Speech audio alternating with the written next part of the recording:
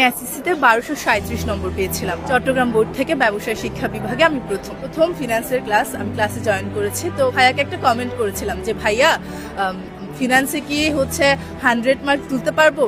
তো ভাইয়া আমাকে তখন বললেন যে যেহেতু এখানে থিওরি আছে সেক্ষেত্রে 100 মার্ক তোলা খুবই কঠিন, তুমি 98, 9 এরকম রাখার ট্রাই করতে পারো, বাট সেটাও অনেক কঠিন। রেজাল্ট যখন দিল আমি অন্য সবকিছু বাদ দিয়ে প্রথমে দেখলাম ফিনান্স আমি কত পেয়েছি। আলহামদুলিল্লাহ তুর্য ভাইয়ার এবং সব টিচাররা যে কৌশলগুলো বলেছিলেন সেগুলো ফলো করেছি। 3টা এমসিকিউ ভুল হওয়ার পর আমি এখন 97 পেয়েছি ফিনান্সে। অন্যান্য সাবজেক্টগুলোতে এরকম মার্ক আছে। কোন কৌশলে আমি আসলে পরীক্ষাটা দিলে ভালো করতে পারবো সেটা আমার 10 মিনিট স্কুলের শিক্ষকরা আমাকে খুব ভালোভাবে বুঝিয়ে দিয়েছেন এবং সেই সব স্ট্র্যাটেজি ফলো করে আমি আসলে বোর্ডে প্রথমত আমার মেইন বইটা ফলো করার চেষ্টা করতাম সবসময়। 10 মিনিট স্কুল আমি শেষ মুহূর্তে প্রস্তুতি করতেছিলাম।